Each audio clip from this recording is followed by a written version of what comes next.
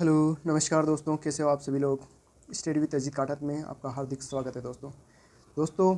अगर आप मैथ्स की बिल्कुल ज़ीरो लेवल से तैयारी करना चाहते हैं, चाहे आप किसी भी एग्ज़ाम के लिए तैयारी कर रहे हो, मैथ्स एक ऐसा पोर्शन है, चाहे वो एग्ज़ाम में आपके आता है चाहे नहीं आता है, लेकिन अगर आप इसको सीख लेते हो तो आपके लिए काफ़ी फ़ायदे का सौदा होगा दोस्तों। और जिनके लिए आता है उनके लिए यही एक ऐसा सब्जेक्ट है जो उनको पार लगा सकता है दोस्तों, क्योंकि इसमें एक बार आपने अच्छे से पढ़ लिया तो कोई चीज़ें चेंज होने वाली नहीं है दोस्तों। जैसे जीके में चीज़ें बदलती रहती है दोस्तों, करंट अफेयर वगैरह उसके रेस्पेक्ट में जीके चेंज होती रहती है, लेकिन मैथ्स एक ऐसा सब्जेक्ट है जो बदलता नहीं है। एक फिक्स मेथड है, उसी के अकॉर्डिंग चलता है, लेकिन एक क्वेश्चन का लेवल बदलता रहता है जो अपन सीख सकते हैं। लेकिन दोस्तों अगर आप जीके की बात करो तो जीके बहुत लंबा पोर्शन है, जिसको सीखने में कम से कम आप जितना टाइम दोगे उतना ही कम है। लेकिन मैथ्स का एक पर्टिकुलर टाइम होता है दोस्तों, अगर उस टाइम पीरियड में हम मेहनत कर लेते हैं, हम अपनी मैथ्स में महारत हासिल कर सकते हैं। फिर अलग तरह के अगर क्वेश्चन बनते हैं तो हम उनको प्रैक्टिस केवल कर सकते हैं दोस्तों। और मैथ्स का रिवीजन करना दोस्तों कितना आसान होता है आप जानोगे। अगर मैं आपको बोलूँ कि कल आपका जीके का मैं टेस्ट लूँगा तो आपको पढ़ने में बहुत कठिनाई होगी, क्या पढ़े क्या ना पढ़े बहुत सारा। लेकिन अगर मैं यही बोल दूँ आपको मैथ्स का मैं टेस्ट लूँगा तो आपको केवल मैथ्स के सीधे साधे फॉर्मूले याद ध्यान में रखने हैं, तो आप उसके लिए फाइट करने योग्य हो जाओगे। लेकिन जीके में आप जितना पढ़ोगे उतना कम है दोस्तों। अगर आपका सपना है कि मैथ्स को अच्छा करना है दोस्तों, तो प्लीज़ फॉलो मी, मेरे साथ एक महीना बन के रहिए। मैं आपके सारे डाउट दूर करूँगा। अगर आपका किसी तरह का डाउट रहता है आप कमेंट बॉक्स में कमेंट कीजिए, मैं उसको आने वाले वीडियो में उसको सही करूँगा। और कोई चीज़ समझाने में मेरे अगर कोई कमी रह रही है दोस्तों, उसको भी आप कमेंट बॉक्स में शो करें कि हमें इस तरीके से समझ में नहीं आ रहा है। मैं आपकी बातों में इम्प्लीमेंट करूँगा ताकि उसको वीडियो में अप्लाई करूँगा दोस्तों। देखो, मैथ्स पढ़ाने वाले बहुत सारे हैं, लेकिन मैं अपना आपको इसलिए बता रहा हूँ कि मैं आपको जीरो लेवल से पढ़ाऊंगा। आप किसी भी टीचर को पढ़ाओगे तो वो कई चीज़ें ये कंसीडर करके चलते हैं कि ये आपको आती है दोस्तों। मैं आपको ये मान के चलूँगा आप केवल 8वीं पास बंदे हो, उनको आपको सीखना है दोस्तों। अगर आप अभी से किसी भी कंपटीशन की तैयारी करना चाहते हो दोस्तों, तो जो मैं पढ़ा रहा हूँ उसको आप अभी से माइंड में बिठाना चालू करें। रोज़ मेरे आधे घंटे का वीडियो आएगा दोस्तों, आपको केवल उस आधे घंटे का वीडियो को देखना है, उसके बाद में आधे से 1 घंटा उस पर वापस रिवाइज करके उसको समझना है दोस्तों। अगर आप ऐसा कर ले तो आप 6 महीने में मैथ्स के अच्छे लेवल पर पहुंच सकते हो दोस्तों। फिर इसके बाद में आप किसी भी तरह की अगर मैथ्स हायर लेवल की सीजीएल लेवल की मैथ्स भी पढ़ोगे दोस्तों, आपको कभी भी कोई परेशानी नहीं होगी। और जो मैं सिलेबस पढ़ा रहा हूँ वो एसएससी जीडी और ग्रुप डी के लिए आप के लिए सफिशिएंट रहेगा। इससे बाहर कोई क्वेश्चन नहीं बनेगा आपको। और इस तरीके से जो 10th बेस पे जो क्वेश्चन बनने वाले हैं वो आपके लिए चुटकियों में सॉल्व हो जाएंगे दोस्तों। एक होती है कि फेथ, अगर आप किसी से पढ़ना चाहते हो तो सबसे बड़ी बात होती है उसमें आपको विश्वास बनाए रखना होगा। अगर आप विश्वास करोगे तो आप में ज़रूर सुधार होगा दोस्तों। चलो स्टार्ट करते हैं आज का वीडियो। मैं मैथ्स के बिल्कुल पहले टॉपिक से स्टार्ट कर रहा हूँ, संख्या पद्धति से दोस्तों। चलो चालू करते हैं संख्या पद्धति। सबसे पहले अपन चालू करेंगे दोस्तों संख्या पद्धति। आपको नहीं आता है कोई इश्यू नहीं दोस्तों, सब चीज़ें मैं सिखाऊंगा आपको। संख्या पद्धति जिसको बोलते हैं नंबर सिस्टम, इंग्लिश में बोलते हैं नंबर, संख्या को क्या बोलते हैं नंबर, NUMBR नंबर सिस्टम। ठीक है दोस्तों। अब देखो दोस्तों, संख्या आपको पता है संख्या है, संख्या किसे कहते हैं, संख्याएं किससे बनती है, अंकों से मिलकर संख्या का निर्माण। जैसे मैं अगर 12 कोई बात करता हूँ कि 12 क्या एक संख्या है, लेकिन इसमें 2 अंक है, 2 अंक है, अंकों से मिलकर संख्या का निर्माण होता है। एक अंक 1 है और एक दूसरा 2 है दोस्तों। तो एक किसी संख्या को प्रदर्शित करने का तरीका अंक होता है, अंकों से मिलकर संख्याएं बनती है। और अंक कौन से हैं, 0 1 2 3 4 5 6। एक 0 से लेकर 1 2 3 ऐसे लेकर अनंत तक ये अंक होंगे। 9 तक के अंक होते हैं, 0 से लेकर 9 तक, क्योंकि इसके बाद इसके योग से ही कोई संख्याएं बनती है दोस्तों। तो अंक कितने होंगे, अंक 10 हैं बिल्कुल। ठीक है दोस्तों। अब बात करते हैं अपन पहली संख्या। और जो संख्याओं का समूह होगा दोस्तों उससे वो क्या बोलेंगे, संख्याक। ठीक है दोस्तों। अब देखो, आपको अपन बिल्कुल बेसिक से चल रहे हैं, आपको नहीं आता है कोई दोस्तों नहीं है दिक्कत। आपको पता है संख्या अपन लिखते हैं तो इधर क्या लिखते हैं, इकाई, इधर दाई, ये सैकड़ा, ये हज़ार। ठीक है दोस्तों। ये 10,000, 10,000, फिर ये लाख, इसके बाद में ये 10 लाख। यहाँ तक क्लियर दोस्तों। इसके बाद में करोड़, 10 करोड़, ये चलेगी। अपन केवल अभी यहीं तक देखते हैं, फिर आगे की बात बाद में करेंगे दोस्तों। यहाँ तक समझ में आ गया। अब कभी भी अपन कोई संख्या लिखते हैं, जैसे अपन ने 12 लिखी दोस्तों, इसमें अगर पहला अंक होगा 1 2 3, अब पहला अंक ये क्या है, इकाई, ये क्या है, दाई। अब मैं यहाँ संख्या बढ़ा देता चाहता हूँ, जैसे ये सैकड़ा, 1000, सैकड़ा, हंड्रेड्स, ये 1000, ये 10,000। तो क्या हुआ दोस्तों, इस 2 का अगर मैं पूछूं कि ये 2, इस अकेला का इकाई मान कितना है, 2 है, और ये 12 है, तो ये 12 में कैसे बना, 10 + 2 से बना। अगर मैं इस 10 का मान पूछूं दाई पे, तो इसका प्लेस 1 2, तो ये देखिए, एक होता है स्थानीय मान, स्थानीय मान, एक होता है दोस्तों जातीय मान। स्थानीय मान और जातीय मान, जातीय मान मतलब दोस्तों जैसे 1 2 3, ये इसके क्या है, जातीय मान है दोस्तों। स्थानीय मान जिस पोजीशन पे वो हैं उसके अकॉर्डिंग मान। देखो दोस्तों ये 2 है, इसका जातीय मान 2 होगा, लेकिन अगर मैं इसके स्थानीय मान बात करूं तो भी 2 होगा। लेकिन अगर मैं 12 की बात करूं, ये 10 है, 12 के बाद में क्या, ये 1 है, ये 1 है, इस 2 को बोलिए। अब ये 1, ये क्या, दाई के स्थान पे, तो इसका स्थानीय मान कितना होगा, 10 है भाई, 10 दाई है। फिर इसका जातीय मान कितना होगा, 1, जातीय मान 1 और स्थानीय मान इसका 10। ऐसे अपन 3 की बात करते हैं, 3 इकाई दाई से, ये कितना 300 है, तो इसका जातीय मान 3 है जबकि स्थानीय मान 300 है दोस्तों। अपन नीचे बढ़ते हैं। अब देखो दोस्तों, जैसे मैंने कोई संख्या लिखी 40, अब मैं इसकी बात करता हूँ कि 5 का स्थानीय मान, 5 का स्थानीय मान अगर मैं कहूँगा तो 5 कितने, 50 की पोजीशन में इकाई दाई 50 पे, तो स्थानीय मान इसका कितना होगा, 50। लेकिन अगर मैं बात करूँ जातीय मान, जातीय मान इसका 5 होगा दोस्तों। ऐसे ही मैं 7 की बात करता हूँ, 7 की अगर बात करेंगे, 7 का कितना होगा, स्थानीय मान 700 होगा और इसका स्थानीय मान 7 होगा। अगर 6 की बात करते हैं, 6 का कितना हो जाए, 6000 होगा दोस्तों, और जातीय मान 6 होगा दोस्तों। मुझे उम्मीद है ये आपको समझ में आया होगा दोस्तों। जिस स्थान पे जो है उसकी जातीय वैल्यू होगी, लेकिन वो इकाई दाई सैकड़ा हज़ार वे कौन से स्थान पे, उसके अकॉर्डिंग उसका स्थानीय मान निकलता है दोस्तों। यहाँ तक उम्मीद आपको समझ में आया होगा दोस्तों। अब आगे बढ़ते हैं, तो अपन बोलते हैं 700, 754, तो 700 क्या है, इसका स्थानीय मान अपन पहले बोलते हैं, फिर 54, 54, 50, 4, तो ये इसका स्थानीय मान है, फिर इसका इकाई बोलते हैं। ठीक है दोस्तों, अब अपन आगे बढ़ते हैं दोस्तों। अब देखते हैं दोस्तों संख्याओं के प्रकार, संख्याओं के प्रकार। दोस्तों मैथ्स पढ़ने का तरीका बता देता हूँ मैं, जो मैं आपको आपके पास अगर कोई गाइड है तो मैंने जो पढ़ा है उसके बाद आप गाइड से देखोगे, आपको अच्छे से समझ में आएगा दोस्तों। उसको आप पढ़ लेना है, उसमें ये सारी डेफिनेशन दी होगी, नहीं है तो जो मैं लिखा रहा हूँ उसको नोट्स बना के लिख सकते हो दोस्तों।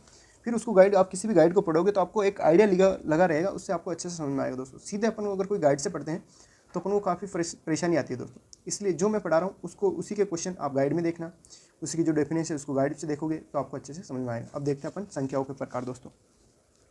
सबसे पहले आपको पता है कि प्राकृतिक संख्याओं का आपने नाम सुना होगा। प्राकृतिक संख्या है दोस्तों, प्राकृतिक संख्या है जिसको नेचुरल नंबर बोलते हैं, इसको n से डिनोट करते हैं दोस्तों। ठीक है, प्राकृतिक संख्याएं वे संख्याएं जिससे वस्तुओं की गणना की जाती हैं प्राकृतिक संख्याएं कहलाती हैं, और n इनका ग्रुप होता है जिसे समुच्चय बोलते हैं दोस्तों। जैसे अगर मैं n बोलूँ, n में क्या आएगा, ये n 1 2 3 4 ऐसे करके या अनंत तक चली जाएगी। ठीक है दोस्तों, ये प्राकृत संख्या होगी। 0 प्राकृत संख्या नहीं है। और सबसे छोटी अगर प्राकृत संख्या की बात करेंगे तो कौन सी होगी दोस्तों, n होगी। अब होती है एक पूर्ण संख्या है दोस्तों, पूर्ण संख्या है। पूर्ण संख्या है वे संख्याएं जिसमें 0 भी शामिल है, मतलब इसमें क्या होगा, 0 शामिल हो जाएगा, 0 1 2 3 4 5 डैश डैश डैश। ठीक है दोस्तों, पूर्ण संख्या है ये हो गई। तीसरी अपन बात करते हैं पूर्णांक। पूर्ण अंक दोस्तों, पूर्णांक यानी इंटीजर, पूर्णांक संख्या है। ये डेफिनेशन कहीं पूछी नहीं जाती, लेकिन दोस्तों समझने के लिए काफ़ी काम आएगा। आगे अगर बात करेंगे कि कोई संख्या पूर्णांक है, पूर्णांक है तो कौन सी होनी चाहिए, इंटीजर बोलते हैं इसको, इंटीजर नंबर। ठीक है दोस्तों, अब पूर्ण अंक है दोस्तों। देखो अपन ने प्राकृतिक संख्या पढ़ी, पूर्ण संख्याएं पढ़ ली। अब पूर्णांक संख्याएं माइनस में भी हो सकता है और प्लस में भी हो सकता है। ठीक है दोस्तों, पूर्णांक को अपन इंटीजर को आई से डिनोट करते हैं दोस्तों, आई बराबर पूर्णांक संख्याएं, और ये ऋणात्मक भी हो सकता है और धनात्मक भी। ये -5, -4, -3 ऐसे करके होगा 0 तक, और ऐसे ये 1 2 3 4 5 ऐसे होगा दोस्तों। ठीक है, आगे तक बढ़ जाएगा। यहाँ तक क्लियर दोस्तों। अब अपन बढ़ते हैं आगे की संख्या में। पूर्णांक हो गई। अब चौथी संख्या की बात करते हैं, सम संख्याएं। सम संख्याएं, सम संख्या क्या होती है, जिसको अंग्रेजी में बोलते हैं इवन नंबर। ये दोस्तों टर्म्स आपको याद रखनी है कि इवन नंबर क्या होते हैं। इवन नंबर, अगर दोस्तों इवन नंबर की मैं बात करता हूँ, वे संख्याएं जो 2 से विभाजित हो, मतलब जिसमें 2 का भाग जाता हो। ठीक है दोस्तों, जैसे 2 है ये, 4 6 8। ठीक है दोस्तों, जिस भी अपन पढ़ा है कि 0 2 4 6 8 आता है, उसमें वो 2 से डिविजिबल होती है, और जो 2 से डिविजिबल है वो सम संख्या है। अब बात करते हैं विषम संख्या की दोस्तों। विषम संख्या की बात करते हैं अपन। विषम संख्याएं वे संख्याएं जिसमें 2 का भाग 2 से विभाजित नहीं होने वाली, जिसमें 2 का भाग नहीं जाता है, जिसमें 2 का भाग नहीं जाता है। ठीक है, विषम संख्या है। जैसे 3, और 3 में 2 का भाग नहीं जाता है, 7 में नहीं जाता है, तो ये कौन सी है, विषम संख्या है दोस्तों। अपन भाज्य संख्या की बात करते, एक बात है भाज्य और अभाज्य, अपन बात करते पहले अभाज्य संख्या है। अभाज्य संख्या है दोस्तों, इसमें काफ़ी कन्फ्यूजन रहता है। अब मैं आपको अच्छे से समझाऊंगा। अब यहाँ से, इससे पहले आपने काफ़ी चीज़ें पढ़ रखी है दोस्तों।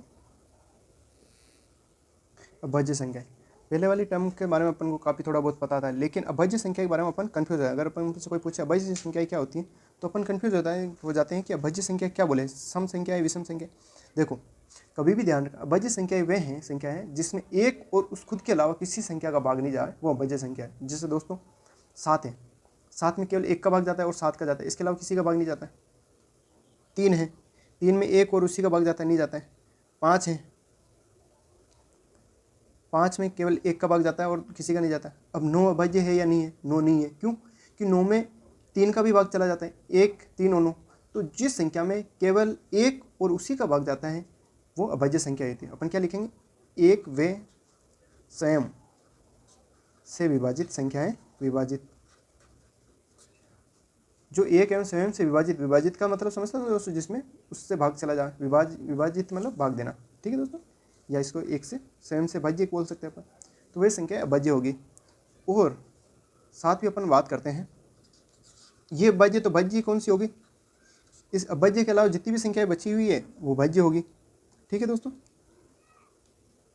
जिसमें कम से कम एक व स्वयं के अलावा एक वे स्वयं से विभाजित तथा एक अन्य संख्या से विभाजित हुई। जैसे अपन 9 की बात कर लें, 9 में 1 और 3 का 9 का तो जा ही रहा है, लेकिन 3 का भी जा रहा है, तो ये भाज्य संख्या हो जाएगी। मतलब 1 और 3 स्वयं के अलावा भी एक इसका गुणनखंड होना चाहिए। गुणनखंड किसे बोलते हैं, जिस संख्या का भाग जा रहा है उसका एक टुकड़ा। मतलब जैसे दोस्तों 6 है, 6 का एक गुणनखंड क्या हो गया, 2 और 3, मतलब 2 का भाग भी जाता है और 3 का भाग भी जाता है दोस्तों। ठीक है, अब अपन आगे देखते हैं। भाज्य संख्या होगी दोस्तों। अब आता है से भाज्य संख्या। से भाज्य संख्या है दोस्तों। से भाज्य संख्या क्या होती है दोस्तों, ऐसी 2 प्राकृतिक संख्या है जिसका एक के अतिरिक्त कोई उभयनिष्ठ गुणनखंड न हो और से भाज्य संख्या कहलाती है। उभयनिष्ठ गुणनखंड न हो, जैसे दोस्तों जिसमें अंतर भी 1 का अंतर हो। और से भाज्य संख्या क्या है दोस्तों, 2 या 2 से अधिक संख्याओं का ग्रुप है जिसमें एक के अतिरिक्त, मतलब जिसमें एक के अलावा कोई गुणनखंड, उभयनिष्ठ गुणनखंड नहीं हो, मतलब एक ही गुणनखंड हो। जैसे दोस्तों 2 और 3, इसमें एक ही गुणनखंड है। अपन फिर बात करते हैं 5 9 और 11। अब इसमें एक ही गुणनखंड है, कोई भी इसमें उभयनिष्ठ नहीं है, मतलब किसी में दूसरे का भाग नहीं जा रहा, तो ये अभाज्य संख्या हो, से भाज्य संख्या है। से भाज्य संख्या में दोस्तों भाज्य संख्या होना जरूरी नहीं दोस्तों। अपन बात करते हैं अब नेक्स्ट परिमेय संख्याएं दोस्तों। परिमेय संख्याएं दोस्तों ये काफ़ी इंपॉर्टेंट है। देखो परिमेय संख्या क्यों किसको बोलते हैं? वे सभी संख्याएं जिनको p बटा q के रूप में लिख सके दोस्तों, वे संख्याएं जिन्हें p बटा q के रूप में लिख सके दोस्तों। जैसे मैंने 5 और 7 को इस लिख सकता हूँ दोस्तों, तो 5 बटा 7 पी क्यू हो गई। p और q को फॉर्म में लिख सकता हूँ 3 बटा 7, 6 बटा 7। मतलब जब भी कोई भिन्न के रूप में अगर संख्या लिखी जाती है तो वो परिमेय संख्या कहलाती है। लेकिन ठीक है दोस्तों, q के रूप में जिसे गुणांक कहते हैं, जिससे प्रत्येक जो पूर्ण अंक होते हैं वो एक परिमेय संख्या ही होती है दोस्तों। लेकिन यहाँ पे q होगा जो कभी भी, क्योंकि अगर q 0 हो गया तो इसका मान कितना हो जाएगा दोस्तों? अनंत, क्योंकि किसी भी संख्या में अगर 0 का भाग देते तो क्या आता है? अनंत। इस तरह दोस्तों ये नहीं हो सकता है। अपन बात करते हैं a परिमेय संख्या। a परिमेय संख्या वे संख्याएं जिन्हें p q, वे संख्याएं जिन्हें p अपॉन q के रूप में नहीं लिखा जा सकता,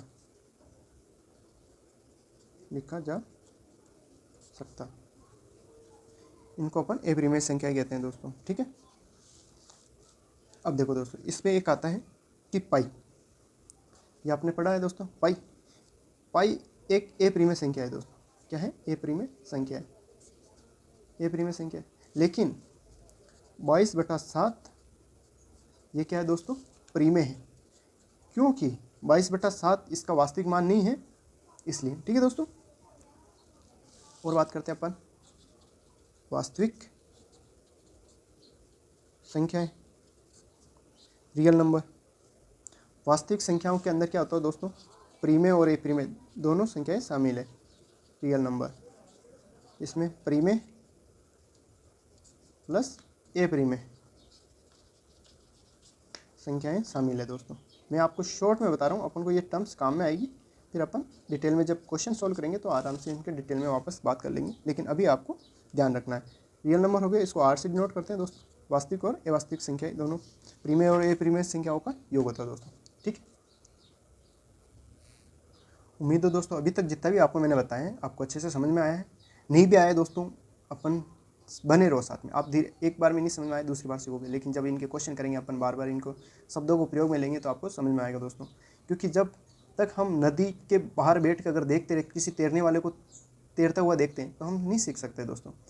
हमें अगर तैरना सीखना है तो हमें नदी के अंदर उतरना पड़ेगा। जैसे मैं सॉल्व कर रहा हूँ वैसे आपको थोड़ा करना पड़ेगा। मैं आपको बता सकता हूँ कि जैसे तैराक क्या करता है, उसको बताता है कि आपको पानी को पीछे की तरफ फेंकना है, आपको फिर आप आगे की तरफ बढ़ोगे। तो वैसे मैं आपको सारी चीज़ें समझाऊंगा दोस्तों, लेकिन आपको एक भरोसा बना के चलना है, उसमें धीरे धीरे समझ में आएगा।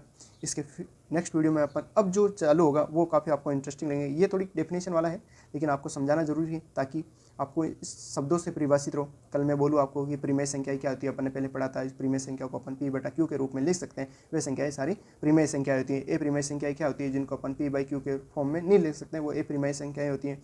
सम संख्याएं क्या होती है जिनमें 2 का भाग पूरा चला जाता है, वो सम संख्याएं होती है। जिनमें 2 का भाग नहीं जाता वो विषम संख्याएं होती है। वास्तविक संख्याएं क्या होती है, वास्तविक क्या होती है, रियल नंबर, ये सब अपन ने दोस्तों पढ़े हैं। इसके बेस पे अपन मैथ्स आगे चालू करेंगे। आपको नहीं आता है दोस्तों कोई बात नहीं, आप वीडियो में बने रहें। अब जो चालू करेंगे वो आपको अच्छे से समझ में आएगा। आप महीने 2 महीने कोशिश करो मेरे साथ में, आपको मैथ्स में इंटरेस्ट आने लगेगा दोस्तों, और एक दिन ऐसा आएगा कि आप मैथ्स के महारथी बन जाओगे दोस्तों। वीडियो पसंद आए लाइक एंड शेयर करें साथ दोस्तों, चैनल को सब्सक्राइब करें, और दोस्तों डेली वीडियो मिलेगा, आप इसके साथ बने रहे दोस्तों। Wish you all the best. Thank you दोस्तों।